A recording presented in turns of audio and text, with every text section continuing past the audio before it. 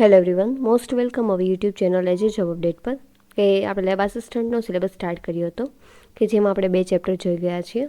I hope કે તમને તેમનું રિવિઝન કરી લીધું હશે અને બહુ સારી રીતે ક્લિયર હશે. બેઠે બેઠા MCQ ઘણા બધા પૂછાય છે, તો આપણે એ પ્રમાણે તૈયારીમાં રહેવાનું છે. લેબ ટેકનિશિયનવાળા ઘણા બધા મિત્રોનો મને મેસેજ હતો, બહુ સારું તમે ફીડબેક આપ્યું છે, તે બદલ થેન્ક યુ સો મચ. અને તમે ખૂબ સપોર્ટ કરી રહ્યા છો એના બદલ પણ ખૂબ ખૂબ આભાર તમારા બધાનો. ખાસ સિનિયર સાયન્ટિફિક આસિસ્ટન્ટ માટે કહેવાનું હતું કે એક્ઝામની ડેટ આવી ગઈ છે, થોડાક જ દિવસની વાર છે. બધા કહેતા હતા કે મેમ ક્વિઝ ચાલુ કરજો, તો આપણે લોકો ટેલિગ્રામ પર ક્વિઝ સ્ટાર્ટ કરવાના છીએ આજથી. તો બધા લોકો પોતાની રીતે પ્રિપેર થઈને આવશે. તો આપણે ત્યાં લેબ આસિસ્ટન્ટનું ચેપ્ટર 3 જે છે કન્ટિન્યુ કરી, તો કે રાસાયણિક ગતિકી કેમિકલ કાઇનેટિક્સ. બહુ IMP ચેપ્ટર છે, બહુ સરસ ચેપ્ટર છે કે બેઠે બેઠું 12મા ધોરણનું છે. એકદમ ઇઝી કે પ્રક્રિયાનો વેગ છે ને એના ઉપર જ આખું ચેપ્ટર બનાવેલું છે. એકદમ મજા આવી જાય એવું કે રેટ શું છે, દબાણ શું છે, એના આધારે જ નિપજના છેદમાં પ્રક્રિયા, એક જ સૂત્ર બેઠે બેઠું. ઠીક છે, તો આપણે સરસ મજાનું ચેપ્ટર સ્ટાર્ટ કરીએ. આપણે બધા 11-12માં જોઈ ગયા છીએ, BSc કર્યું હશે તો ત્યાં પણ આવ્યું છે થોડું ચેપ્ટર, MScમાં પણ આવી ગયું છે. તો હવે આપણે આગળ કરીએ. રાસાયણિક ગતિ શું છે, ગતિકી શું છે, તો કે રાસાયણિક ગતિકી એ વિજ્ઞાનની એ શાખા છે કે જેમાં પ્રક્રિયાના વેગ અને વેગ ઉપર અસર કરતા પરિબળનો અભ્યાસ સાથે સંકળાયેલા છે. જુઓ છોકરાઓ,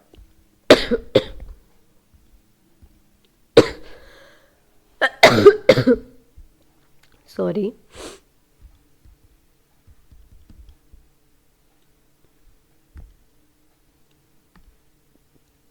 જો તો કે કોના પ્રક્રિયાના વેગ અને વેગ ઉપર અસર કરતા પરિબળો સાથે સંકળાયેલ છે.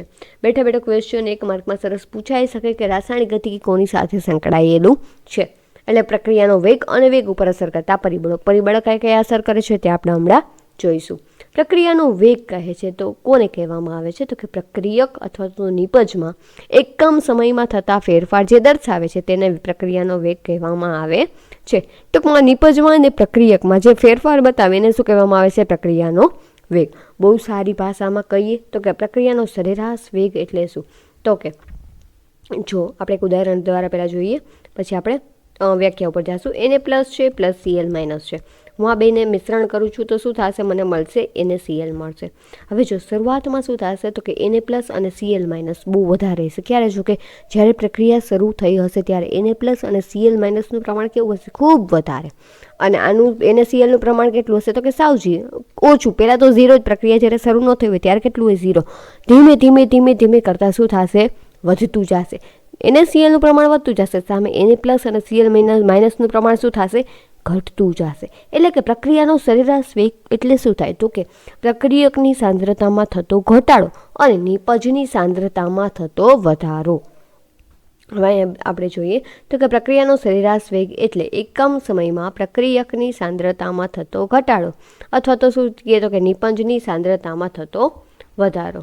દાખલા તરીકે કોઈ એક પ્રક્રિયા નીચે મુજબ છે, R માંથી P.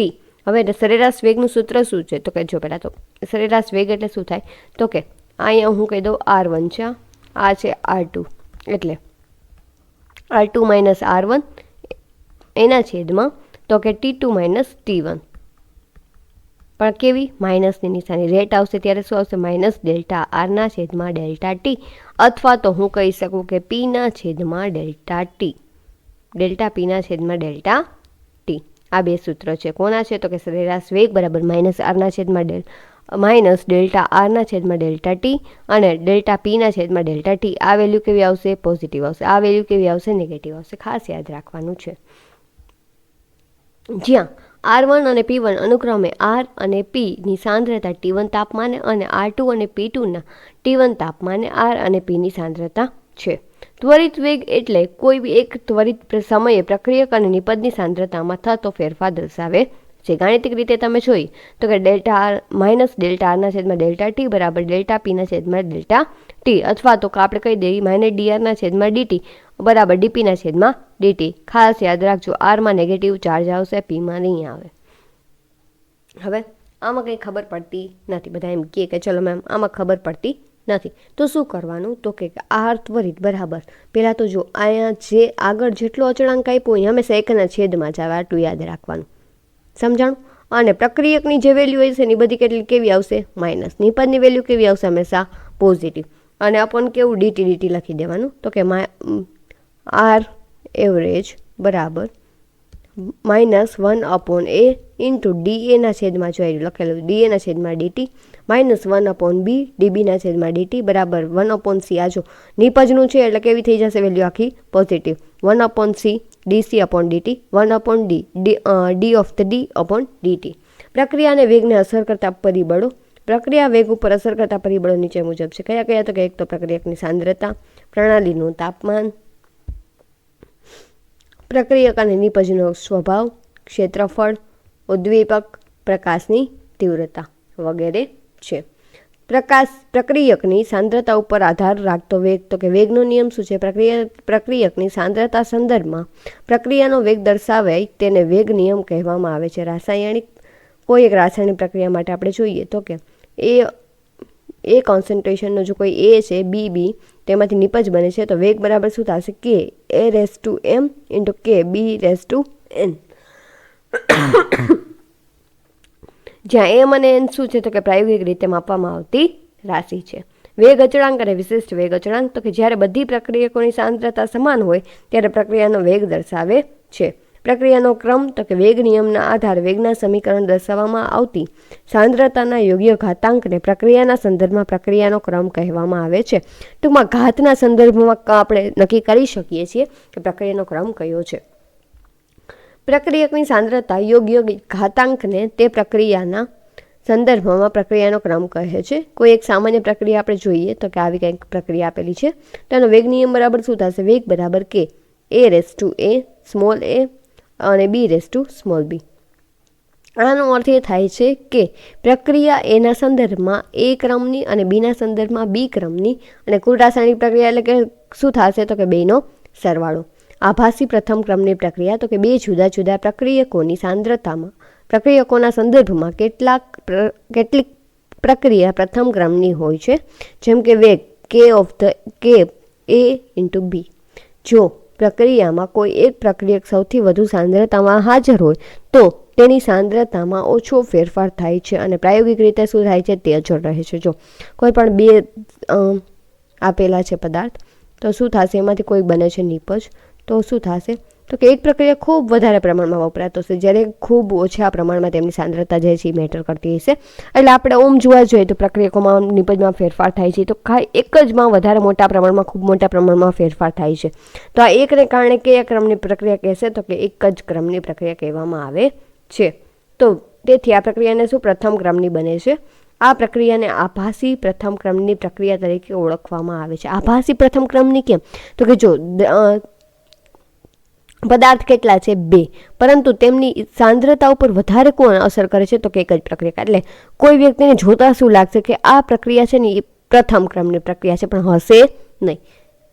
સમજાણું? તો તેને કેવી પ્રક્રિયા કહે છે? આભાસી પ્રથમ ક્રમની પ્રક્રિયા. પ્રક્રિયાનો ક્રમ એ પ્રક્રિયકની સાંદ્રતાનો ત્વયોમિતિકનો ઘાતાંક છે. કુલ પ્રક્રિયા ક્રમ કોઈ પ્રક્રિયા માટે શૂન્ય અથવા તો વિભાગીય હોઈ શકે છે.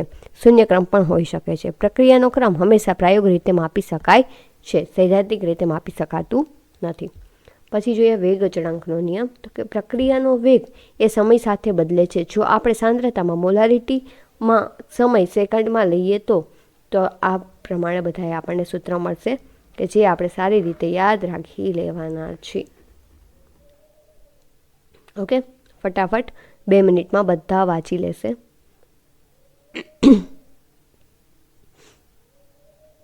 અથવા તો સ્ક્રીનશોટ લેવો હોય તો સ્ક્રીનશોટ તમે લઈ લેશો અને પીડીએફ જોતી હોય તો તમને ગ્રુપમાં મળી જશે એ જે જોબ અપડેટ કરીને. ડિસ્ક્રિપ્શન બોક્સમાં તમને ટેલિગ્રામની લિંક જોવા મળી જશે. આઈ હોપ કે તમને વાંચી લીધું હશે. નેક્સ્ટ આપણે જોઈએ તો કે અત્રે નોંધવું જરૂરી છે કે પ્રક્રિયાનો વેગ દર્શાવવો સહેલો નથી. તે સમાન પ્રક્રિયા માટે પણ અલગ અલગ હોઈ શકે કારણ કે પ્રાયોગિક પરિસ્થિતિ જુદી જુદી હોઈ શકે છે. દાખલા તરીકે પ્રક્રિયાનો વેગ નીચે મુજબ દર્શાવેલો છે.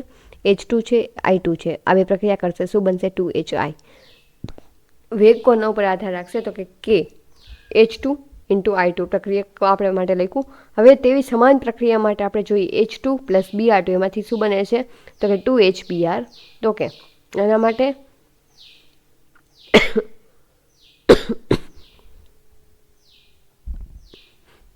K × H2 × Br2 એની 1/2 ઘાત એના છેદમાં 1 + KB HBr/Br2 કે જ્યાં K અને KB અચળાંક છે જે પ્રક્રિયાના તાપમાન ઉપર આધાર રાખે છે. અત્રે નોંધવામાં આવ્યું કે HBrની ગેરહાજરીમાં ઉપરના વેગનું સમીકરણ નીચે મુજબ લખી શકાય છે. જ્યારે HBrની ગેરહાજરી હોય ત્યારે કયું તો કે H2 × Br2ની 1/2 ઘાત. બરાબર છે. સંકીર્ણ પ્રક્રિયકો અને આણ્વિકતા તો કે પ્રક્રિયા જે એક કરતાં વધુ તબક્કામાં થતી હોય તેને સંકીર્ણ પ્રક્રિયા કહેવામાં આવે છે. જેમાં એક કરતાં વધુ તબક્કા હાજર હોય તો તેને કેવી પ્રક્રિયા કહેવામાં આવે છે? સંકીર્ણ પ્રક્રિયા કહેવામાં આવે છે. પ્રક્રિયા જે બધા તબક્કાઓનો સમાવેશ થઈને દર્શાવવામાં આવે છે તેને તાત્વિય પ્રક્રિયા કહેવામાં આવે છે. આણ્વિકતા તો કે પ્રક્રિયામાં ભાગ લેતા પ્રક્રિયકોના અણુઓની એ સંખ્યા જે આપમેળે અથડામણ પામતા હોય તેને સંકીર્ણ પ્રક્રિયા કહે છે. આણ્વિકતા એ ફક્ત તત્વીય પ્રક્રિયા માટે દર્શાવી શકાય છે. વેગ સમીકરણનું સંકલન તો કે આપમેળે થતી પ્રક્રિયાનો વેગ એ વેગ નિયમ દ્વારા દર્શાવવામાં આવે છે. આપણે વેગ સમીકરણનું સંકલન કરીએ અને સંકલિત વેગ સમીકરણ દર્શાવીએ જેમાં પ્રાયોગિક રીતે સાંદ્રતા જુદા જુદા સમયે માપવામાં આવે છે. શૂન્ય ક્રમની પ્રક્રિયા માટે K0 = R0 - R1/T અથવા તો આપણે જોઈએ તો કે -KT + R0. હવે પ્રથમ ક્રમની પ્રક્રિયા માટે જોઈએ તો કે K = 2.303/T log R0/R અથવા તો log R બરાબર શું થશે તો કે જો આ KT ઓલી સાઈડ જશે KT એના છેદમાં 2.303. હવે જો log R0 એના છેદમાં log R.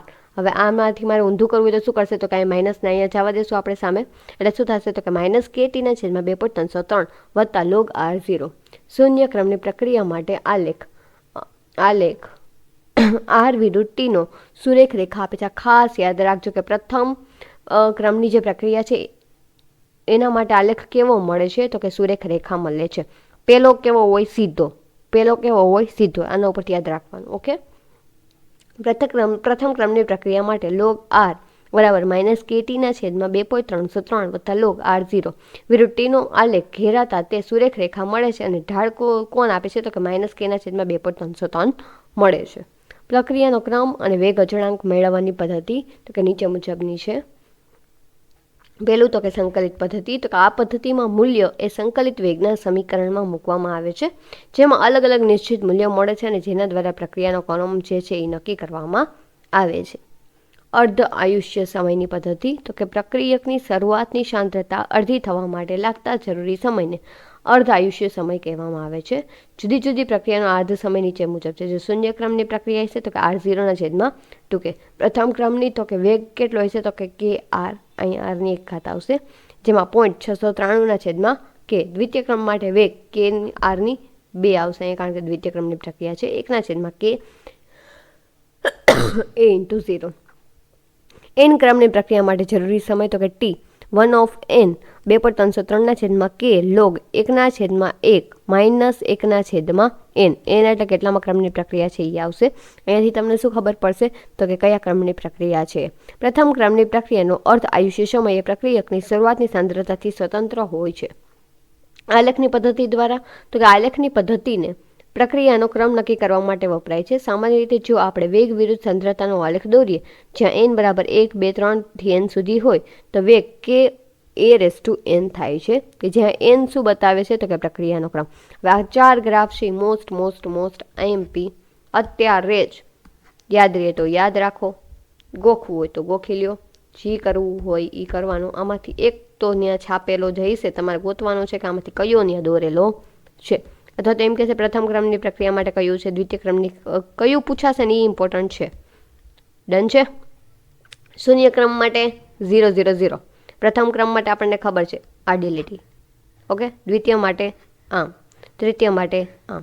આ બધામાં ફેર શું? અહીંયા A1 આવશે, A2 આવશે, A3 આવશે. તૃતીય માટે 3, દ્વિતીય માટે 2 અને પ્રથમ ક્રમની પ્રક્રિયા માટે 1. આઈ હોપ કે આ બધાને રેડી હશે. બીજી રીતે ગતિકીય માહિતીને સંકલિત વેગમાન સમીકરણમાં મૂકી શકાય છે. જે માહિતી વેગ સમીકરણમાં લખીએ છીએ તે સાચી હોય તો તે વેગ અચળાંકની માહિતી દરેક માહિતીને સાચી આપે છે. સમીકરણ હંમેશા સુરેખ આલેખ આપવો જોઈએ, જ્યાં સાંદ્રતા વિરુદ્ધ સમયનો આલેખ દોરવામાં આવે છે. સંકલિત વેગ સમીકરણ શૂન્ય, પ્રથમ, દ્વિતીય ક્રમની પ્રક્રિયા માટે નીચે મુજબ લખી શકાય છે. શૂન્ય ક્રમ માટે વેગ કેટલો હોય છે? કે તો કે a બરાબર -kt + a0. સુરેખ આલેખ તો કે a વિરુદ્ધ t નો આવે છે. ઓકે, પ્રથમ ક્રમ માટે વેગ કે એ સમીકરણ log a બરાબર -k/2/303 + log a0. સુરેખ આલેખ તો કે log a ps t. દ્વિતીય ક્રમની પ્રક્રિયા માટે અહીંયા સ્ક્વેર આવી જશે એટલે 1/a log a બરાબર -k/2/303 + log a0. ડન છે બધાને. અને આલેખ કોનો આવશે તો કે 1/a vst નો આવશે. આ ખાસ આ 3 ગ્રાફ યાદ રાખી લેજો. ઉપર જોઈએ 4 ગ્રાફ ના 3, 7માંથી એકાદો ગ્રાફ ત્યાં દોરેલો આવશે. આંતરછેદ અહીંયા શું આવશે તો કે આ શૂન્ય ક્રમની પ્રક્રિયા માટે છે. આંતરછેદ a0, આંતરછેદ a0, ઢાળ k. ઓકે, ડન છે. પછી વન ટફની પદ્ધતિ જોઈએ આપણે.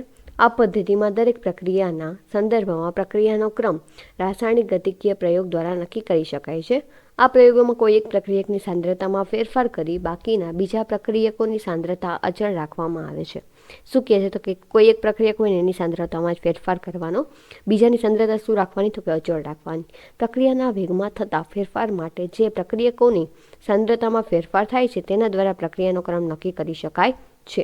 પ્રયોગો ફરીથી કરવામાં આવે છે અને દરેક પ્રક્રિયકની સાંદ્રતામાં એક પછી એક ફેરફાર કરીને પ્રક્રિયાનો ક્રમ નક્કી કરી શકાય છે. આમાં કંઈ સમજાણું ન સમજાણું હોય તો જો અહીંયા આ પ્રમાણે કહે છે. શું કહે છે તો કોઈ પણ બે સંયોજન લેવાનું, a + b, આમાંથી બને છે c. હવે હું શું કરું, થોડીક વાર પૂરતું આને છે ને શું કરી દેવાનું, કોન્સ્ટન્ટ કરી દેવાનું. શું કરી દેવાનું, કોન્સ્ટન્ટ. હવે શું કરવાનું તો કે એની પ્રક્રિયા છે ને વધારતી જ જવાની, સાંદ્રતા વધારતી જ જવાની. હવે આની આધારે શું પ્રક્રિયાનો ક્રમ આપવાનો. ઠીક છે, હવે તમે નોટ કરી લીધું. પછી શું કરવાનું તો કે આ જે પદાર્થ છે વળી પાછો આવી રીતના આના રિએક્શન બનાવવાની. હવે કોન્સ્ટન્ટ કોને કરવાનું તો કે આને કરવાનું અને આના આધારે પ્રક્રિયાનો ક્રમ માપવાનો.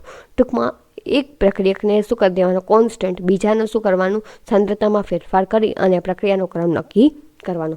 આવું આ ભાઈ કહેવાવાળું કોણ હતો તો કે વોન ટફ ભાઈ. કે આવી રીતના તમે પ્રક્રિયાનો ક્રમ શોધી શકો છો. પછી જોઈએ ઓસ્વાલ્ડનો મંદનનો નિયમ. તો કે આ પદ્ધતિમાં કોઈ એક પ્રક્રિયક સિવાય બાકીના બધા પ્રક્રિયકોની સાંદ્રતા વધુ પ્રમાણમાં લેવામાં આવે છે અને આ પ્રકારની પ્રક્રિયા દરમિયાન વધુ સાંદ્રતા ધરાવતા દરેક પ્રક્રિયકની સાંદ્રતા પ્રક્રિયા દરમિયાન અચળ રહે છે અને જેની સાંદ્રતા ઓછી હોય તેના સંદર્ભમાં પ્રક્રિયાનો ક્રમ નક્કી કરી શકાય છે.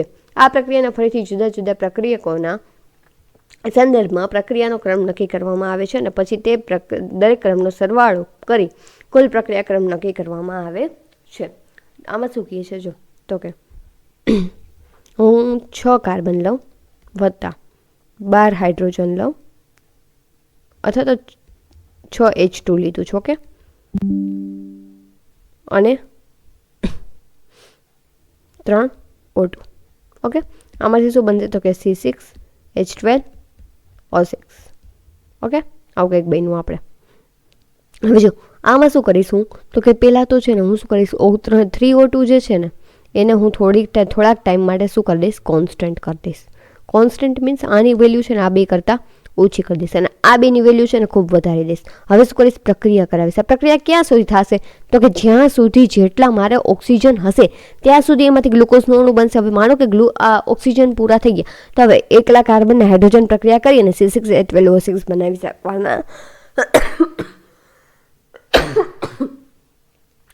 શકવાના નથી. એટલે એના ઉપરથી તમને ખબર પડી જશે કે પ્રક્રિયાનો ક્રમ કયો હશે. આવું કહેવાવાળું કોણ હતું, ઓસ્વાલ્ડનો મંદનનો નિયમ. પછી છે રાસાયણિક ગતિકીની સંકલ્પનાઓ.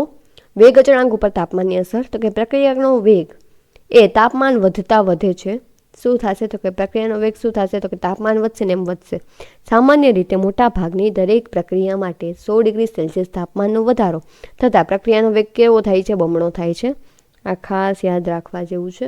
100 ડિગ્રી સેલ્સિયસ તાપમાનનો વધારો કરો તમે ત્યારે શું થશે તો કે પ્રક્રિયાનો વેગ કેવો થઈ જશે? બમણો થઈ જશે. આર્હેનિયસ વેગ અચળાંક અને તાપમાન વચ્ચેનો સંબંધ દર્શાવ્યો કે જે નીચેના સૂત્ર દ્વારા દર્શાવી શકાય છે. log k બરાબર log a minus EA/2.303 RT. ln k બરાબર ln a માઇનસ EA/RT. આ સમીકરણને કયું કહેવાય? આર્હેનિયસનું સમીકરણ.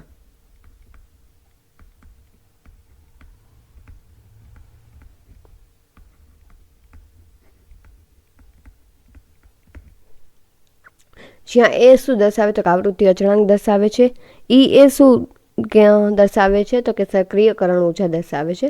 પ્રક્રિયકો વચ્ચે અથડામણ થઈ નિપેજ પરિણમવા માટેની જરૂરી ઉર્જાને સક્રિયકરણ ઉર્જા કહેવામાં આવે છે. સક્રિયકરણ ઉર્જા બરાબર શું થશે તો કે થ્રેશોલ્ડ ઉર્જા માઇનસ પ્રક્રિયકોની સરેરાશ ઉર્જા. log k વર્સિસ 1/t નો આલેખ દોરતા તે કેવો મળે છે તો કે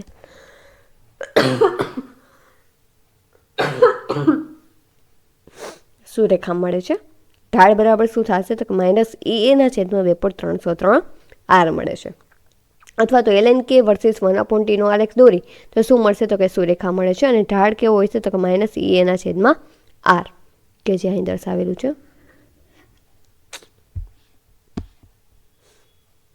અથડામણનો સિદ્ધાંત તો કે અથડામણના સિદ્ધાંત મુજબ પ્રક્રિયાનો વેગ એ પ્રતિ એકમ કદ પ્રતિ સેકન્ડ બે પ્રક્રિયકો વચ્ચે થતી અથડામણની સંખ્યા પછી અસરકારક અથડામણના ભાગનો સમપ્રમાણમાં હોય છે. વેગ બરાબર F/z.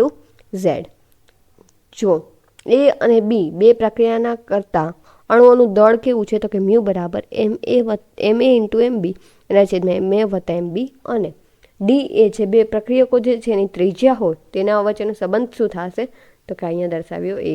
એમાં કેબી શું છે તો કે બોલ્ટ્ઝમેન અચળાંક.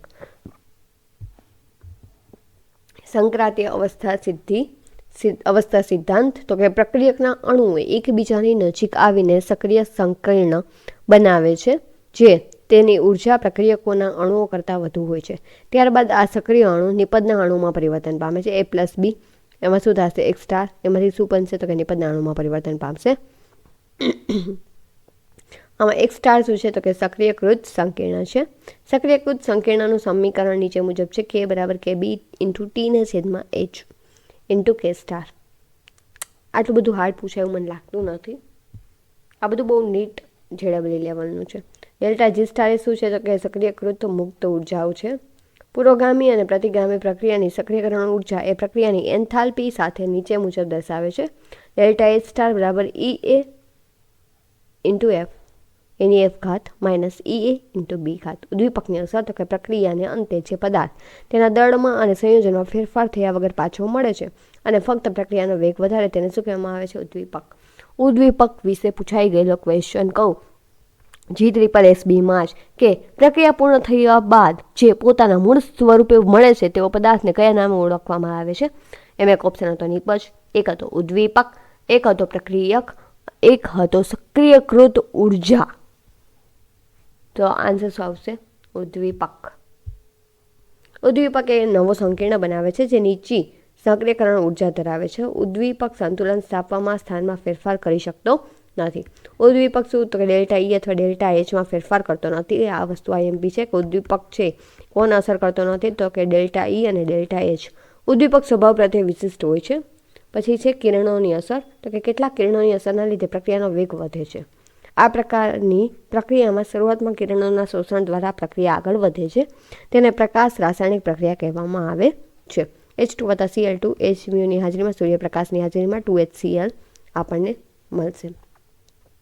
પ્રક્રિયાની ક્રિયાવિધિ જોઈએ તો કે પૂર્ણ ક્રિયાવિધિ દર્શાવવા માટેની ફરજિયાત શરત એ છે કે તે સાચી રીતે વેગ નિયમ મુજબ થવી જોઈએ. પ્રક્રિયાની રાસાયણિક ગતિકી દર્શાવવા માટે કેટલાક ક્રિયાવિધિના તાત્વિક તબક્કાઓ દર્શાવવા જરૂરી બને છે. પ્રક્રિયા 2 પ્રથમ ક્રમ પ્રક્રિયાઓ દર્શાવે છે. આ પ્રકારની પ્રક્રિયાઓમાં પ્રક્રિયા નિપજમાં પરિણમતા પહેલાં એક સ્થાયી મધ્યવર્તી સંયોજન આપે છે. દાખલા તરીકે જો પ્રક્રિયા 2 તબક્કાઓમાં આગળ વધે છે અને બંને તબક્કાઓ પ્રથમ ક્રમના હોય તો શું થશે તો કે આવી રીતના આ પ્રકારની પ્રક્રિયાઓમાં એક એ પ્રથમ તબક્કામાં બને છે અને બીજા તબક્કામાં તેનો ઉપયોગ થાય છે. મધ્યવર્તી સંયોજન એક એ વધુમાં વધુ સાંદ્રતાએ પહોંચે છે અને પછી અંતિમ નિપજમાં ફેરફાર થાય છે.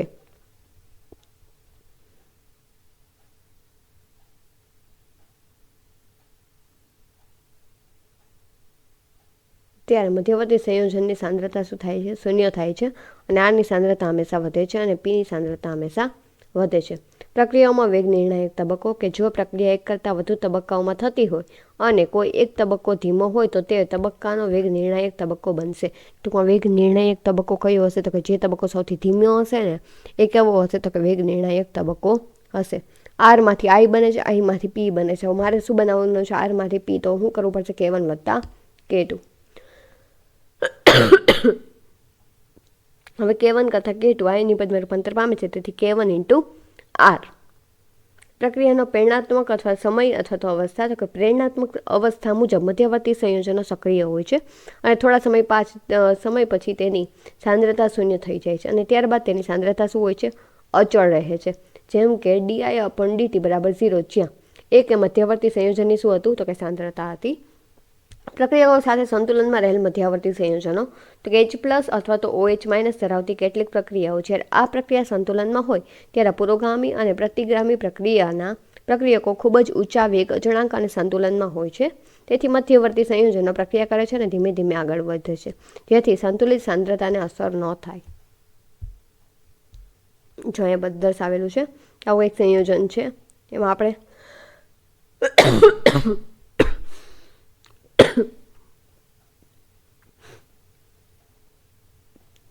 એની આપણે રિએક્શન કરાવી છે OH- સાથે. તો હવે K1 અને K2, તો હવે શું થશે? તો કે OH ગ્રુપ જે છે અહીંયા જોડાઈ જશે અને H2 અહીંયાથી દૂર થશે આખું અને OH અહીંયા જોડાઈ જશે, વત્તા H2 દૂર થયું. હવે તો કે આ જે પ્રક્રિયા જે છે એને વત્તા H2 આપણે પ્રક્રિયા કરાવી છે, તો શું થશે? તો કે અહીંયાથી C2H5O- દૂર થશે અને એક O જે છે આ એ કોની સાથે અહીંયા જોઈન્ટ થઈ જશે. બરાબર છે? આવી રીતના.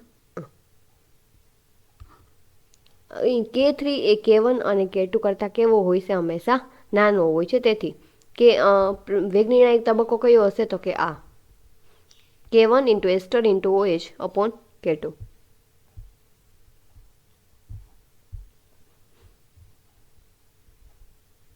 વેગ બરાબર K3 × I બરાબર K3 × K1/K2 × એસ્ટર × OH. K1 K' બરાબર એસ્ટર × OH. K' એટલે શું થશે? તો કે K3 K1/K2. તો કઈ પ્રક્રિયા થશે? તો કે દ્વિતીયક્રમની પ્રક્રિયા થશે. આઈ હોપ કે તમને આ ચેપ્ટર સમજાઈ ગયો હશે. આ ચેપ્ટરના MCQ તમને આપણે અત્યારે થોડાક ટાઈમ માટે આપણને ક્યાં મળશે? તો કે ટેલિગ્રામ ઉપર આપણે એના મોક ટેસ્ટમાં ટેલિગ્રામ ઉપર આપણે મોક આપશું અને PDF ક્યાં મળશે તમને? આપણી ટેલિગ્રામ ચેનલ ઉપર. ટેલિગ્રામનું શું છે? તો કે એ જે જોબ અપડેટ, કે જેની લિંક જે છે એ ક્યાં મળશે આપણને? તો કે ડિસ્ક્રિપ્શન બોક્સમાં. જો તમે વિડીયો લાઇક ન કરે તો લાઇક કરી આપજો. શેર, કમેન્ટ અને હાઇપ માટે તો બિલકુલ કહેવું પડે નહીં. મળીએ આપણે આપણા નેક્સ્ટ લેક્ચરમાં. ત્યાં સુધી બધાને ગુડ બાય. બધાની પ્રિપરેશન બહુ સારી ચાલતી હશે એવી આશા.